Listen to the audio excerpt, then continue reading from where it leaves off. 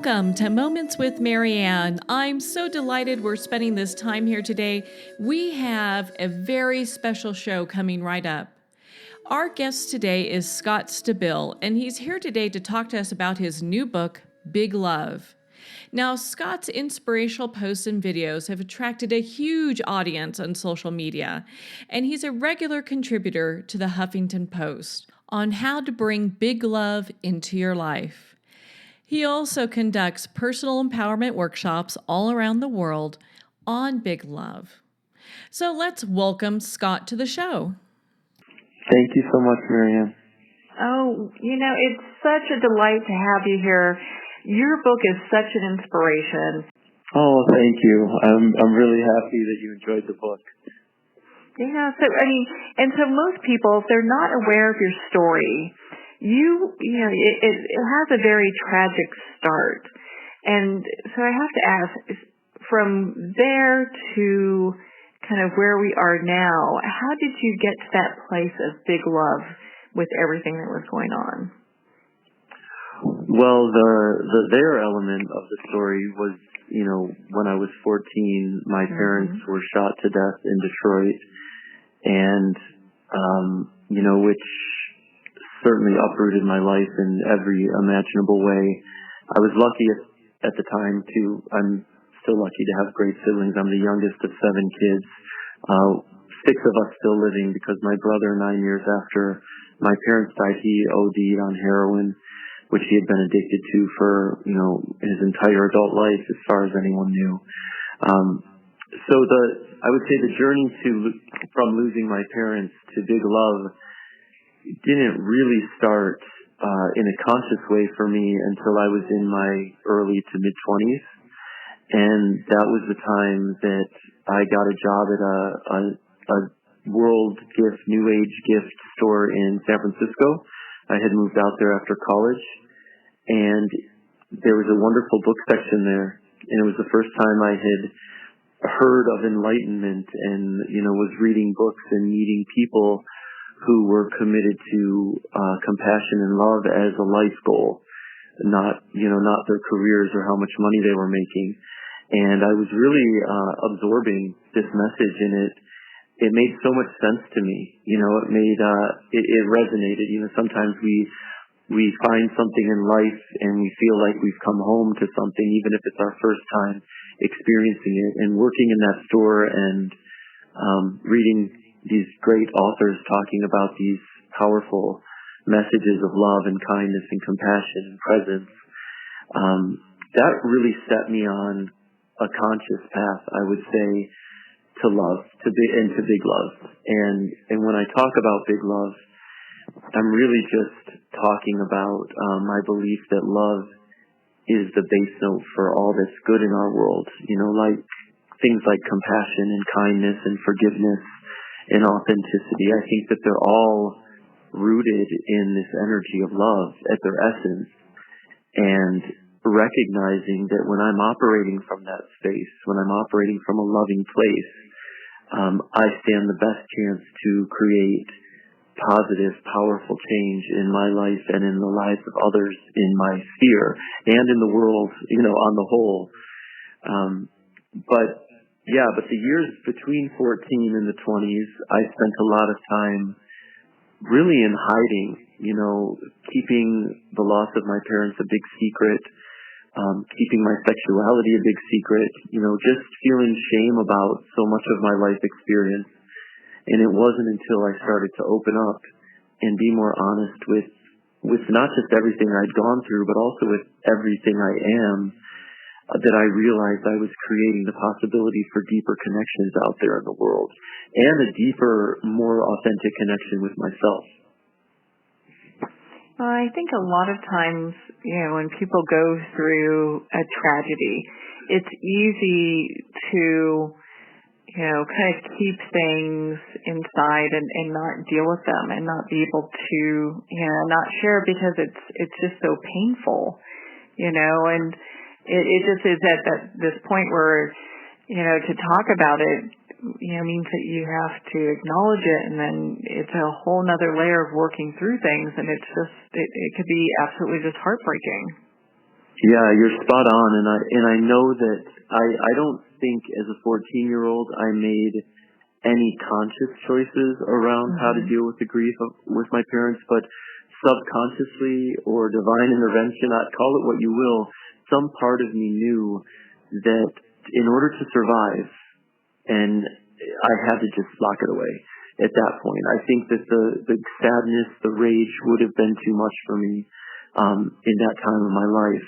But there's a chapter in the book called Dig, and the whole premise of the chapter is kind of speaking to the opposite of what I just said. It's encouraging people to look at the stuff that we're holding inside, the painful side of our lives, our experiences that we're maybe not addressing, and to consider, digging some of that up, because it wasn't until, my experience in life is that we can't be selective about the walls we put up. Not really. If I'm choosing to put a wall up to looking at my darkness, I'm also putting a wall up to my light. And that's just the nature of energy. We can pretend that we can block out certain things, but ultimately we tend to block out things we wouldn't necessarily want blocked out in doing so. So when I really started to allow for grief in a different way, and I don't think there are rules to grief. I think we all grieve how we grieve, and that's fine. I don't think you have to go through 6 or 7 channels or whatever to feel like you've grieved correctly. I think that, however it plays out for you is how it plays out. But for me, I realized it was not serving me in a positive way anymore to keep it buried. I needed to start talking about my parents. I needed to cry about it. I would cry once a year like clockwork and then bury it again. So once I started crying about it, once I started raging about it and feeling it and talking to people about it and not making it such a big secret, I felt like it no longer controlled me in the way that it had. And I was much more open and much more available to experiencing life, in an open-hearted way. And my life changed because of it. And I feel like my connections with people deepened and strengthened because of it. So that served me really well to look at it differently in my 20s. Well, and I think that there's this underlying current, especially within the self-help community, that, you always have to be upbeat and positive and, have this feel of everything's just peachy and love and light. Yeah. And it really doesn't deal with everyone's got hurts and pains, Yeah, it's such BS. And listen, I say that. Just say it like it is, right? Yeah,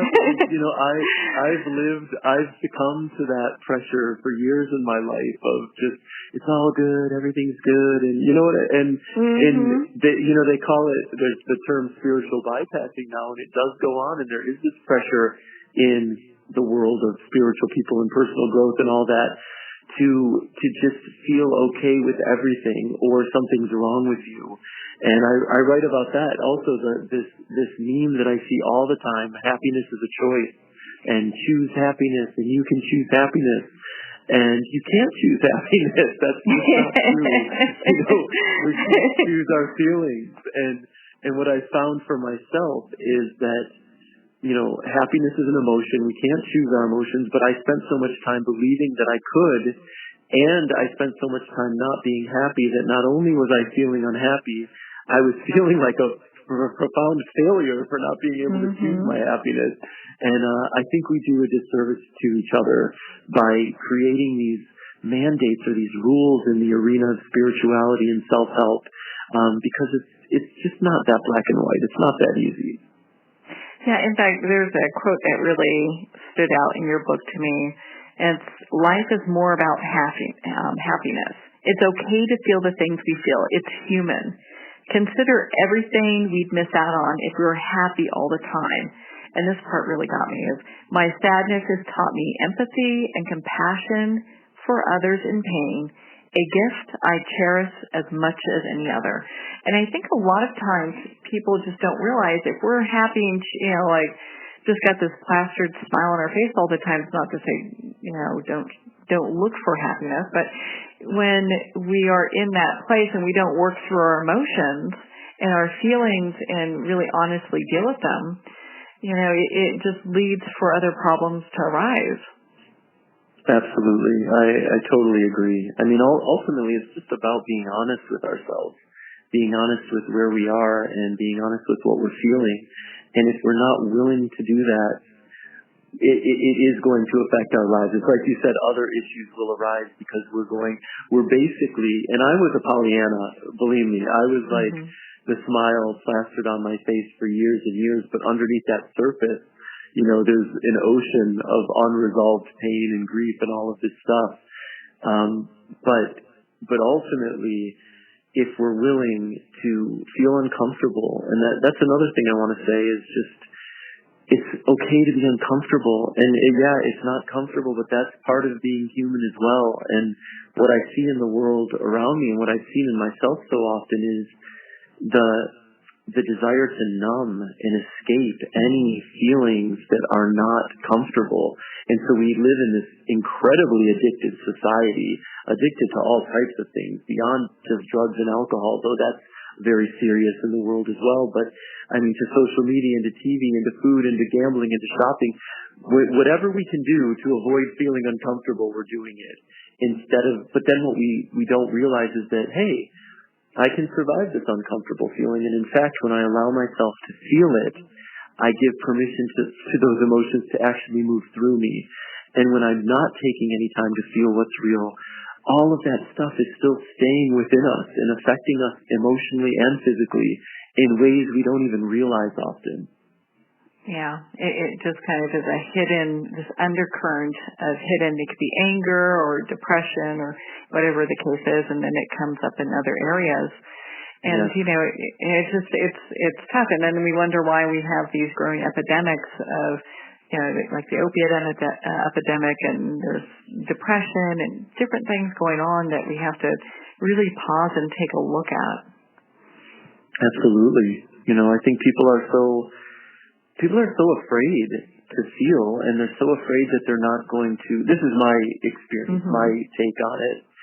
One take on it is that we're so afraid that we can't survive feeling the full breadth of our experience. Like we can't survive our darkness. We can't survive the ugly parts.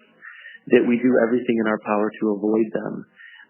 But I think that, speaking of what you're saying, then, we're turning to things and we're creating our own addictions in our lives. I don't think any human being chooses addiction. Who would choose it? But we're all making conscious choices to escape our lives and jump into other things, and suddenly we find ourselves wrapped in this world of addiction. And I think it is possible to create lives for ourselves that we don't need to escape so often, and we don't need to feel that we have to numb ourselves away from. But that encompasses feeling, being real. Yeah, and, as opposed to looking for something to numb ourselves or escape from, to provide that escape so that we don't have to really and I love how you've said this before, to really kind of stand in who it is that we are, Yes. Because we're all crazy. Like I have yet to meet anybody who is not the full spectrum of what it means to be human. And on that spectrum is like human beings are disgusting on the one end and profoundly beautiful on the other end. And we're everything in between. And that's okay.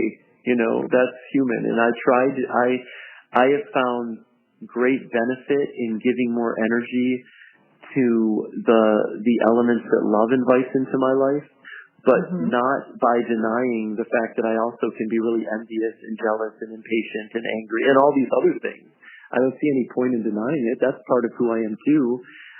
But I certainly, in terms of how I show up in my actions, I try to act in accordance with the part of me that understands that beyond all that noise and craziness, I am a being of love with kindness and compassion and forgiveness and all these beautiful things to offer the world, and that I'm serving everyone involved when I offer those things more often. This brings me to my next question for you, which is, it kind of talks about, you talk about this story because you've been very active on your Facebook page, and you had someone leave a comment that changed, I think just changed everything forever for you. Yeah, I mean, when I started the Facebook page, it really was, the intention was like a Pollyanna's paradise, and all I was posting was like, life is beautiful and everything's great, and things like that. And the intention there was to be, a spot of positivity. So if someone's seeing my posts, they're gonna, just get a jolt of sunshine and smile and move on with their day. Well, one woman responded to one of my posts, and I don't remember the post, but I remember her response very clearly. Mm-hmm. And she wrote, Scott, not everyone's as happy as you are all the time. Some of us are really struggling out here. And the comment was really like a punch to the gut. I mean, for a couple reasons. One, I was like, wait a minute, I'm struggling all the time, and I'm not happy all the time. And, I was feeling very misunderstood. And then I also felt like, well, wait a minute, my intention is to be this place of positivity, and this woman is reading my post and feeling worse about herself. Mm-hmm. And I know that we can't own another person's response to how we show up in the world. So I can't take ownership of how she responds to my page, but it was a wake-up call. It was I saw what she wrote as an invitation, because how could she see me as anything more than this happy-go-lucky guy who has no problems, because that's all I had been showing at the time. So it was because of her comment that I was inspired to do something different with my page. I still post a lot of positive stuff for sure, but I also started sharing my insecurities and my fears. I talked about what happened with my parents and losing my brother to drugs. I talked about the shame I'd carried about my sexuality, and just started sharing myself and the joys as well as the failures and the struggles. And the whole energy around the page changed with that. And suddenly, the comments to those posts where I was sharing more of my insecurities and pain, those would always be the posts that got the most comments. And people would respond with, thank you so much, it's so good to know I'm not alone, and me too, and you're not alone, and thank you, this helps me. And suddenly it became a community where it was, it was okay to share the darker side of the human experience as well, with recognition that there's everything. I don't think it's any more real to focus 100% of the time on the dark than it is to focus 100% on the positive. I don't, you know what I mean, without acknowledging that it's all in existence. So that really shifted the kind of energy of my page a lot. Well, and I think because you really bared it all. I mean, sharing the experience, about the murder of your parents and your brother, and then to, share in regards to your sexuality as well. For a lot of people who are struggling with their sexuality, coming out and talking about it is such a courageous thing, because it's allowing people to really identify and say, hey, you know what, that's me, and it's okay for me to be me. Absolutely. I mean, I'm very grateful to have received some messages from gay people out there who have written to me and said that, my openness with my sexuality has helped them find more openness. And I think, though, that's what we're all doing for each other whenever we're showing up in social media, in real life, out in the streets, with our families, with our friends. Whenever we're showing up with a willingness to be present in our truth and say, this is who I am, and I'm moving forward in the world as who I am. I'm not going to confine myself to the conditioning that I was brought up with, or to societal mandates on how I should be. This is who I am, and anytime anyone does that, we're creating space for others to do that. So we're all empowered with that possibility. Well, and then it goes, you really are living your message, and I just have to applaud you, because you talk about, the subtitle of your book is The Power of Living with a Wide Open Heart. And for a lot of people, they may say, well, my heart's open here, but it's closed here. And I love how you talk about that you can't have an open heart if you have it closed in other areas. Exactly. We like to think we can be selective, but at least in my experience, I can only speak from my experience. when I close myself off energetically, I'm closing myself off energetically. You can't be that selective ultimately in terms of what you allow in if you have decided to close yourself off. But I do want to say, it's funny because someone asked me something the other day about the open heart, and she was saying, I've lived my life with an open heart and have been burned so many times, and I've learned that, I need to have boundaries or I get trampled over.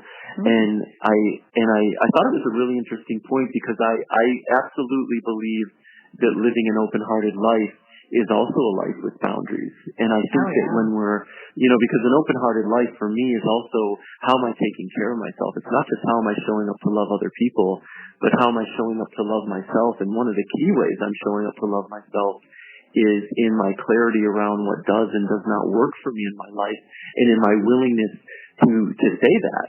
And I think that, again, we spiritual, I call us like the spiritual types, the seeker types, self-help types, whatever you want to call the lover types.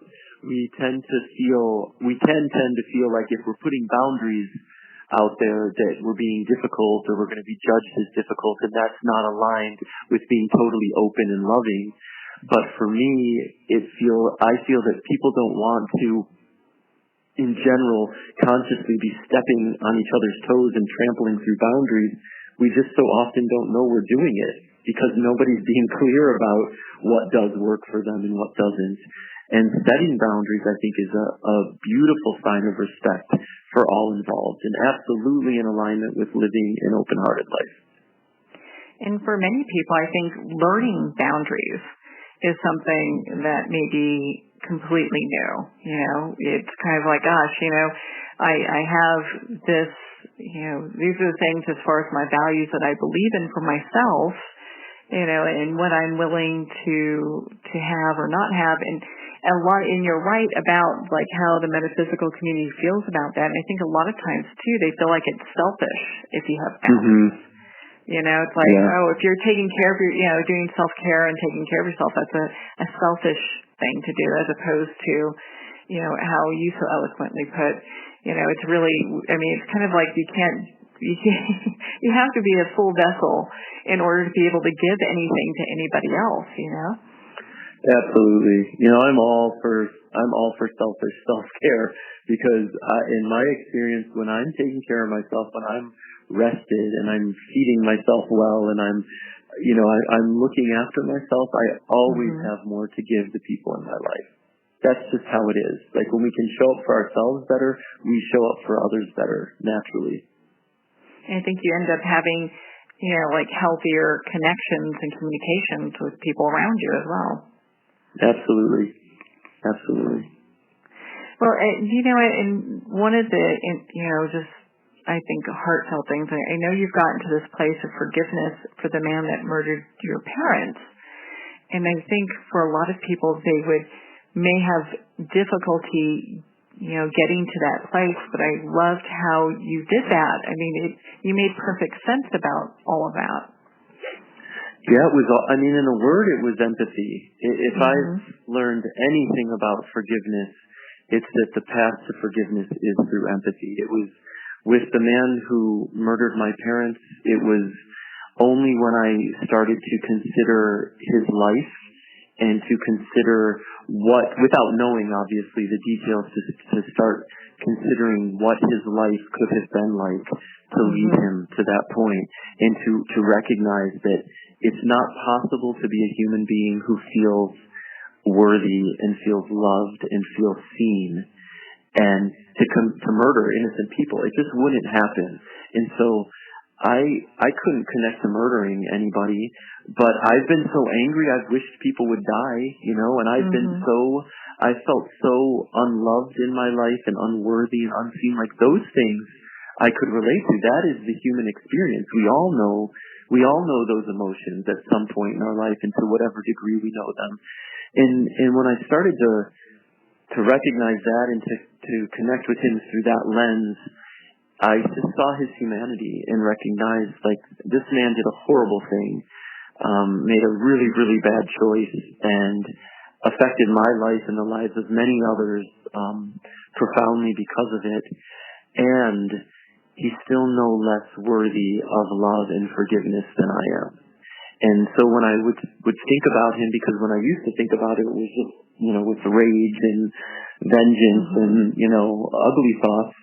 But I noticed that when I started to bring empathy and compassion into the equation, when I would think about him, I realized I had forgiven him. It wasn't like this concept, forgiveness I think is one of the most difficult mandates of love. It's not an easy thing to do, especially if you feel you've been really betrayed or hurt or whatever.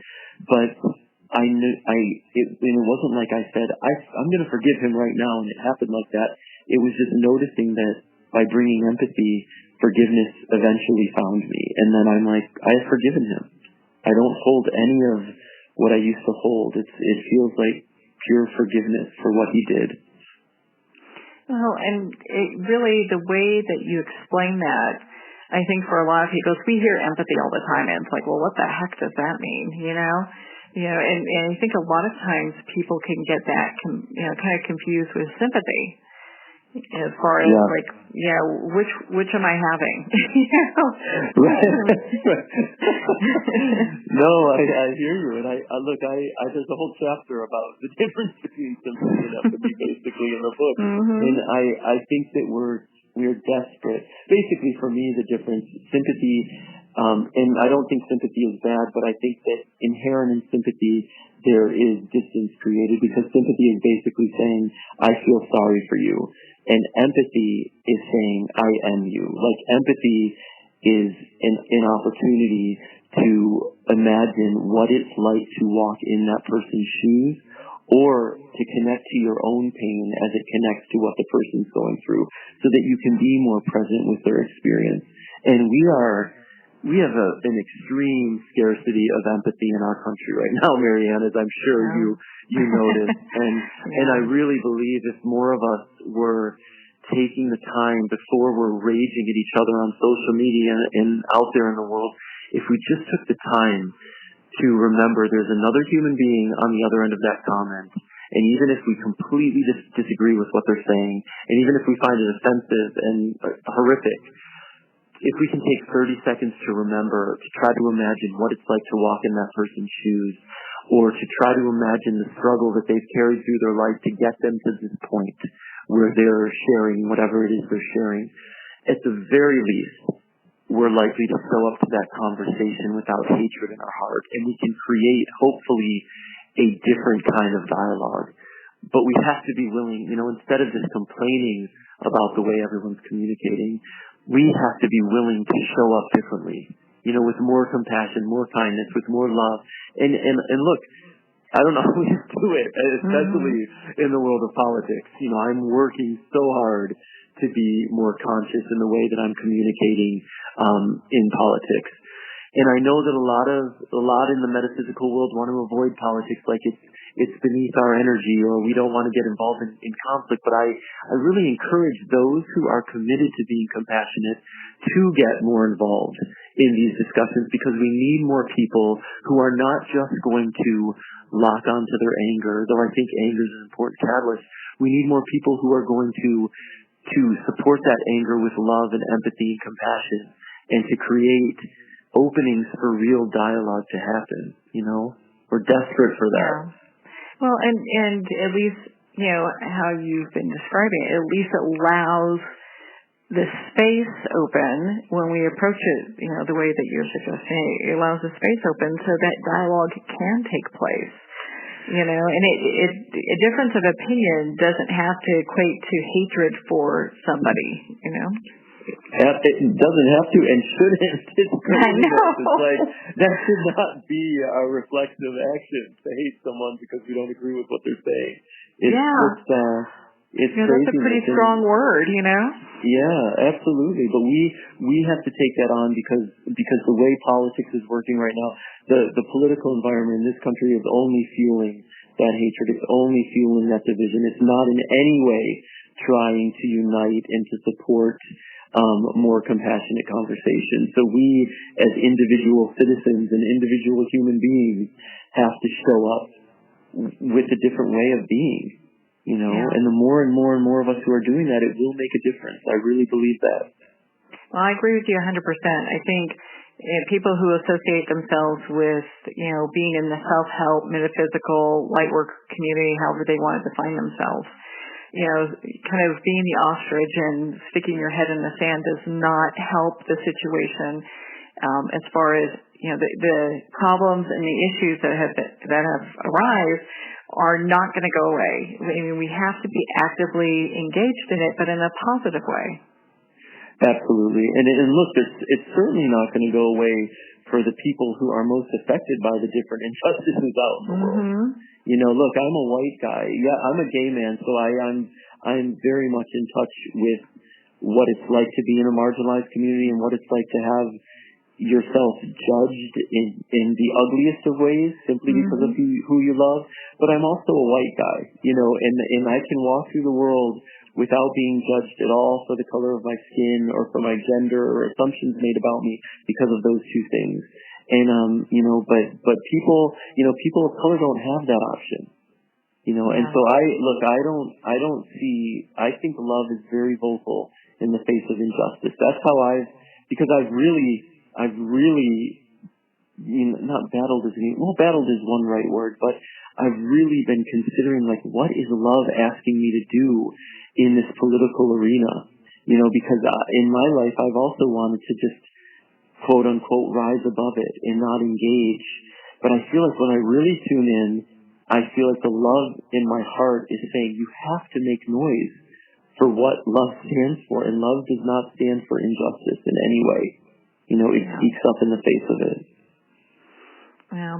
And, it really kind of puts things, a little bit in perspective. And I love how you bring it back to, like, big love. Like how, you kind of ask that question as you're going through things. It's like, what would big love require? What am I needing to do? And it's like the way to check.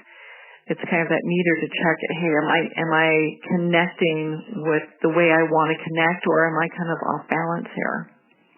Absolutely. That's the thing because people tend to ask me, well, what do you do? Is there a certain practice you do to stay focused on love? And the easiest thing I do, and I do it all the time, every day, is ask that question that you just said, basically, like, what is love inviting me to do in this moment?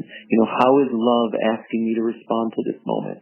And often, when if I'm feeling really enraged by something and really blameful, I may not be able to get myself to that place of love in that instant, but by asking myself that question, what it will at the very least do for me is prevent me from responding, prevent me from engaging.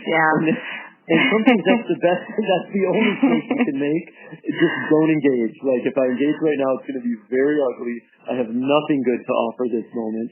And even just disconnecting, not engaging, and giving yourself a half an hour or a day or a week to decompress and to reconsider, usually you can come back at it from a more compassionate and a clearer place.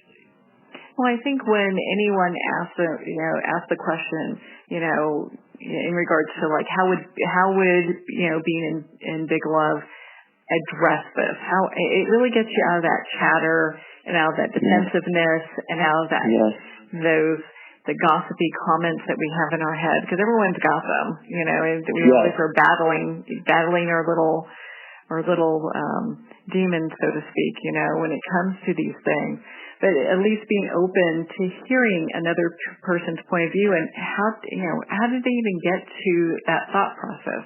How is that even possible for them? And then coming to a place of really empathy for them as well. It really puts the conversation in a totally different place.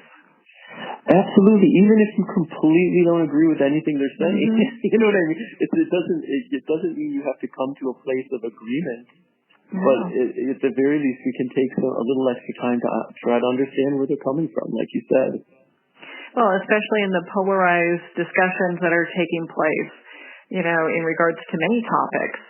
Households a lot of times are feeling like they're being broken up because they can't have discussions because things are so volatile, Absolutely. And I also don't look, I'm not somebody, if I feel like the person on the other end of the dialogue is just committed to their hatred and just committed to being hateful in the way they're communicating, I don't engage. I don't feel the need to show up for every conversation I'm invited to if all that's going to be spewed at me is like this volatile hatred, closed off speech. We don't have to participate in those conversations, but I'm certainly not going to feed it with more hatred. That is absolutely not going to serve anything.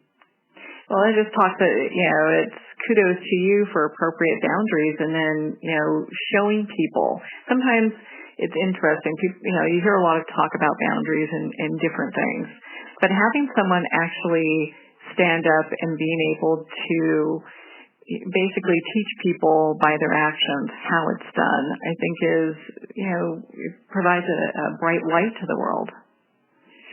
Yeah, and also I think, standing up and showing how it's not done, which is what I try to do too.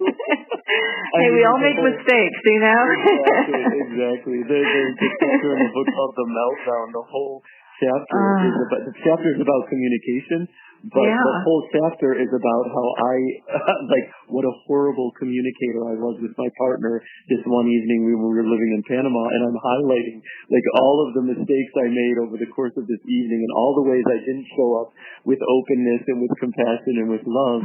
But that serves as well, you know what I mean? It's like what not. I think we all can remember days like that,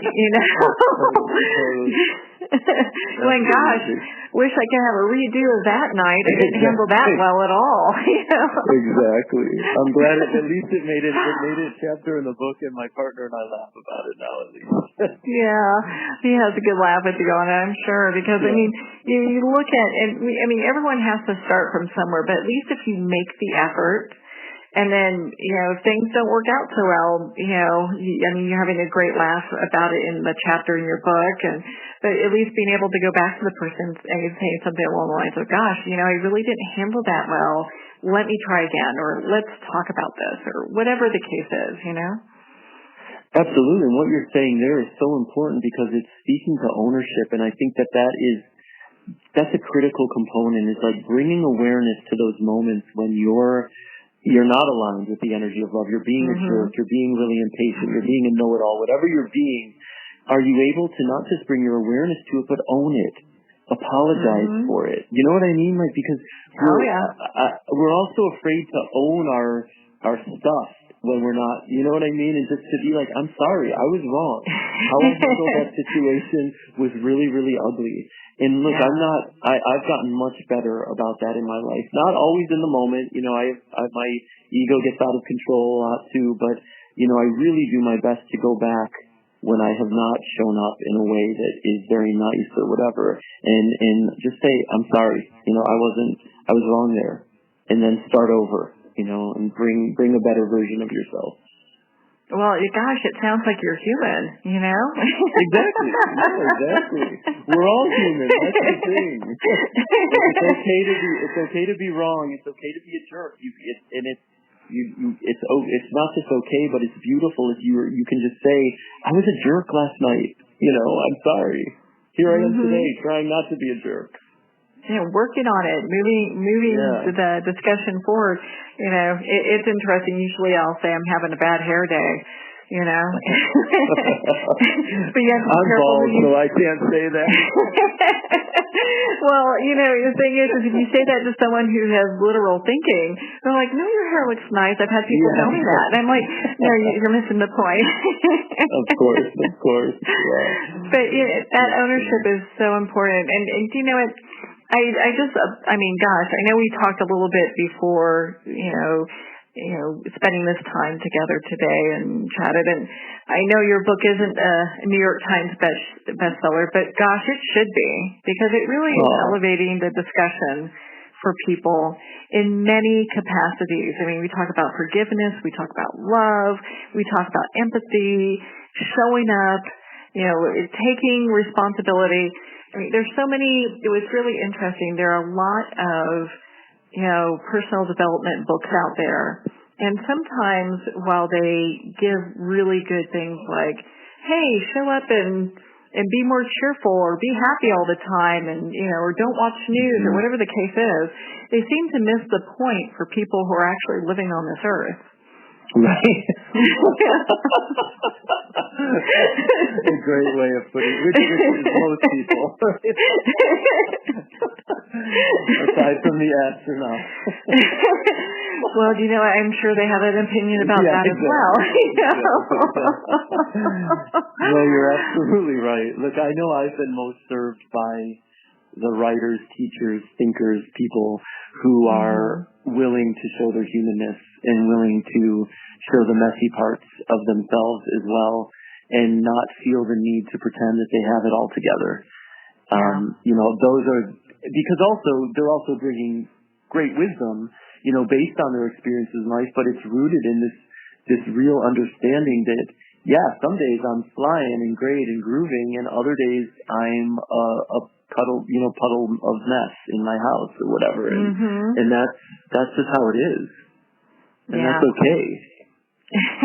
Well, and I know we haven't touched on this yet, but you're also, involved in, and I think this can happen with a lot of people nowadays, especially with a lot of the different metaphysical communities that are out there. You found yourself involved in a cult, not really realizing it, and then left that. And I really applaud you for that as well, because there's something to be said about being your own guru, is looking within and finding those answers. I'm not having, Joe Saint tell you, or Joe, whoever tell you, hey, these are the things you need to do in order to attain spiritual enlightenment. Absolutely. Look, I'm like many seekers out there, the spiritual seekers, I think we're always looking for teachers. We're always open to, and I think that's great, because I'm finding teachers in, podcasts and radio shows like this, and in books, and in people all over the place. But what I really tried to do with that chapter was to emphasize, not just to recount, my experience in the cult, but to emphasize to people, because I think it is more common, as you said, than we even realize, that people find themselves in these communities where they're being told what to do, and there's a lot of manipulation, and it all feels good until it doesn't. And I really just want to encourage people, like you said, to be your own guru, and to recognize that no matter who you are choosing as a teacher in your life, and for how long they may have been a teacher, it is always within your power to move on from that person or book or philosophy if you feel it's no longer serving you in a positive way. And even if everyone in your life is all about this person or this book, but it doesn't jive with you, that's okay. And that when we do find the courage to move on and the clarity to move on from the teachers that are no longer serving us, that's when we create space for new teachers to come into our lives in the way of new books, new podcasts, new people, whatever it is. But we have to be willing, I think in all areas of our lives, we have to be willing to move on from the experiences, from the relationships that are not feeling good and are feeling like they're doing more damage than healing in our lives. Yeah. Well, and the thing is, with my experience with that has been that when, we come across a teacher or somebody that has a little bit more information in one area or another than we do, I look at it as if they're like a piece of our puzzle, that's they're just there for a period of time to help us with the information we need so we can continue on our journey, so. I love that. Yeah, it puts things in perspective. Yeah, absolutely. And I look on my experience in the cult. I have a lot of positives that I took away from that. A lot of. That in part really helped me center into my desire to walk the path of love, and to be unconditional about that. So I see a lot of gifts from that experience in my life, and I don't at all want that as a part of my life anymore. I'm glad I left. Yeah. It's kind of a season, and then things moved on. Yes. And take with it what you developed and what you experienced. Now, gosh, there's so much that I took away from your book, Big Love. I love it. obviously, Oh, and thank you most so people much. are saying I big love it. You know? Thank you, Marianne. I really appreciate it, though. I'll never get tired of hearing that. Thank you. Well, and so when people pick up your book, if you had like an underlying message or an overall message, what would be something like I know there's many messages that I took away from it, but what would be like one of the messages you want your readers to take away from your book? So one main message is that I don't believe anything stands to transform your life more than choosing love as often as you can possibly choose it. So it's a constant invitation in this book to make that choice and see how that affects your life. And when I'm saying choosing love, I mean choosing kindness, choosing compassion, choosing forgiveness, choosing authenticity, which is nothing more than self-love. When we feel empowered to be our most authentic, it's because we're loving ourselves. So when you're looking in the mirror, I'm not just talking about how we're showing up in the world. How are you showing up to your mirror every day? I would say that's one of the biggest messages I want from the book. And another, I really hope that people in reading, the stories from my life, that they'll feel less alone in their lives and recognize that they're not alone in their struggle. That we don't have to have each other's exact experience to understand that we all know grief. We all know heartbreak. We all know envy, jealousy, joy, love. We all know all of these things. And one of the great services of my Facebook community to me, and what I hope the book will serve as, is a comfort and a reminder when you're going through it and you're in your darkness and you can't see the light at the end of the tunnel, just knowing you're not alone in that pain. There are others out there. That has helped me through some really dark periods in my life. Gosh, if I had your book years ago, because everyone goes through, whether it's losing a friend or a loved one or whatever the trauma is, everyone has their own trauma. And if I had your information years ago, that would have been so helpful. So I'm so grateful we have that now, Oh, thank you. Yeah. Well, Scott, thank you so much for being on the show with us today. But before we let you go, where can our listeners connect with you and be part of your community so when your book does become a New York Times bestseller, they know how to reach you? Well, thank you. I'm trusting you're psychic. I'm looking forward to that day. Well, I do most of my posting and a lot of live videos through Facebook. So if you go to Facebook and search Scott Stabile, STAB like boy, ILE, you'll find me there. And also on my website, which is just scottstabile.com. And I'm on the road. I'm actually home now, but I'm doing a book tour. So you'll see on my website or on Facebook all the different events I have going on. And if you're in one of those cities, please come out and say hello. Oh, without a doubt. In fact, I'm checking to see if you are going to be in my neck of the woods because I want to meet you in person. My goodness. I want to meet you too. Where's your neck of the woods? Where are you? It's Colorado, in Denver, Colorado. I don't have Denver on the list now, but it will be coming. And you know what? We may need to add that to the list here because, my goodness, you're doing a coast-to-coast trip here. So this is fabulous. Anyone can meet you at any of these locations. So, yeah. Kudos. Well, and of course, they got your website that they can go to. Did we mention that? Absolutely. Yeah, my website, scottstabile.com, and Facebook. And Facebook as well. Well, and Instagram. I'm on Instagram, too. So you're on a few other things, too. And I'm on Twitter, but on Twitter, I'm much more political on Twitter. That's where I get my political outlet on Twitter. So find me on Facebook first. Well, Scott, thank you so much for taking the time to share Big Love with us today. Oh, thank you so much, Marianne, and thank you for all you're doing to share Big Love with the world. Thank you, Scott. It's been such a pleasure to spend this time here with you today. I feel that it's enriched my life, and I highly suggest everyone go out and pick up their own copy of Big Love. Well, at the end of our time today, I'd like to thank everyone for taking the time to tune in. You've been listening to Moments with Marianne. And remember, make every moment count.